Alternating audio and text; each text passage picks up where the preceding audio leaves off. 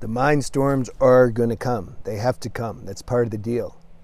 It's not going to just everything easy and everything. The mind storms come more, as I alluded to in the other video about how to deal with heavy emotions. Emotional storms come, mind storms come, okay? Because they're here to really help us stabilize in this, you can say, clear seeing or realization of who and what we are.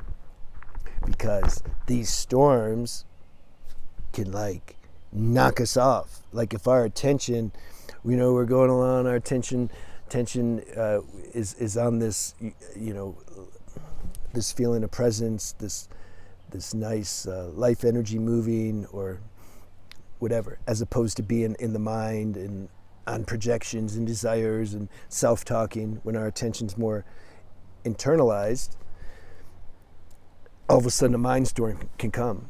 I started worrying about something. I just got up in the middle of the night some time ago and I was worried about something that happened like 5 years ago. And I'm like, damn, am I gonna like go to jail? And it just came, and like I couldn't shake it, and it lasted for a little bit. I'm like, why? Like, what's going on here? God's running the show, or what? Like, you think He brought you all the way here this far, and now He's just gonna lock you up in prison, and you're gonna suffer? Like, what's going on? And even if He did put me in prison, there'd be a higher reason that I'd go, and He'd take care of me. So that's that elucidation wasn't there for some time, some moments. It was like, I was like, the mind storm came.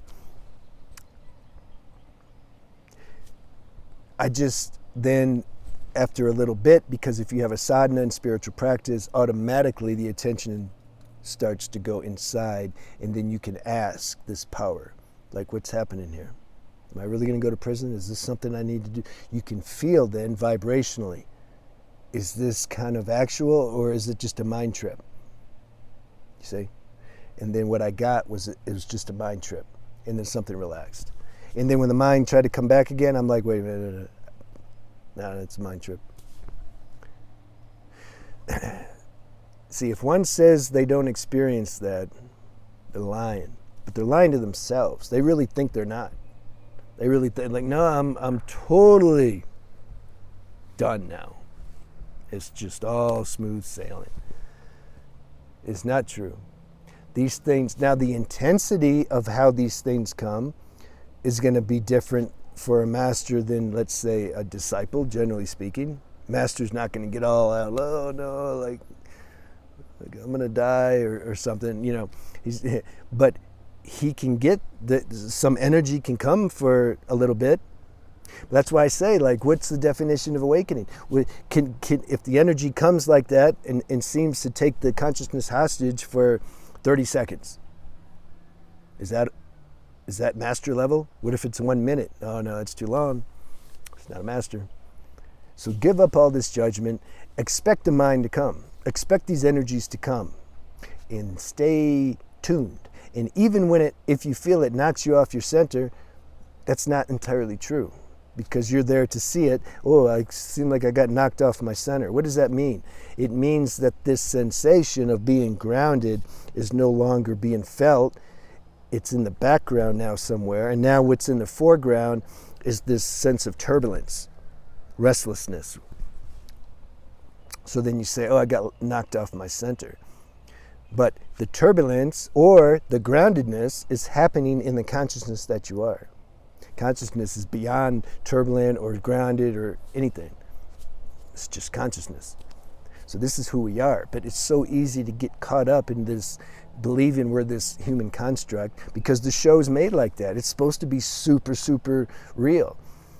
The rishis that created this program, this matrix, man, which is really us, our higher self, created this, but then stepped itself down while it's playing the game, so we can't really remember everything, because if we did, it would be easy, and we'd miss the whole point.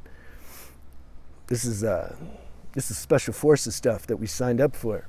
So it's okay. It's okay. We're gonna forget sometimes. Like, oh no, this just happened, and now what's gonna happen? And then you're like, oh wait a minute. Like, I'm only gonna be on this planet a little bit. Like, what does it matter what the circumstances? You know? Ah, yeah, right. The presence doesn't have a body. It's not caught up in all this. It's just like, nice. Why don't I just keep my attention there and let all this play out? Wisdom kicks in and does that for you. But it's also an evolutionary process. Like, we might get that, one day and then lose it for a week. And then we get it for 2 days and maybe lose it for 6 days. That's part of the journey too. You can't skip that.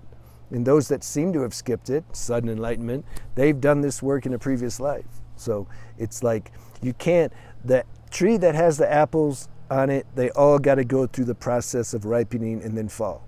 There's not some special apple that just skips all that, and as soon as you put the seed in, it just falls on the ground. It's got to go through the process. But the whole time that this process is happening, it's happening inside the consciousness that we are, that's beyond process. It created the process. So the real spiritual practice is to somehow tune to that, remember that, acknowledge that, be grateful for that. Know what it feels like, know what the sensation is when there's fusion with the consciousness. When the human construct fuses with its source, know what that is. And the quickest way is you switch everything off. There's just something here you can't switch off. It's like pulsing. That's who we are. So once you know that, that's the practice. You just keep putting your attention there. And then, as I said in another video, you use tools, meditation, active meditation. You can do passive meditation. I talked about all this in another video. Those things help solidify and make our true position or our true self. It trains the attention to marinate there more and stay there.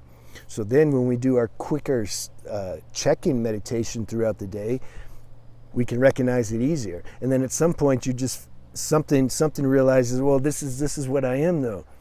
This is what I am. Like, who's the one that keeps checking in and keeps, like that's also consciousness, but it's not the ultimate consciousness, because this thing that's moving around and loses it and then comes back, that's not going to last. That's always changing, so it can't be stable. So the consciousness that it keeps checking in with, it's like, can that be who I am? And then you contemplate that. That's what you do. All right, have a good day.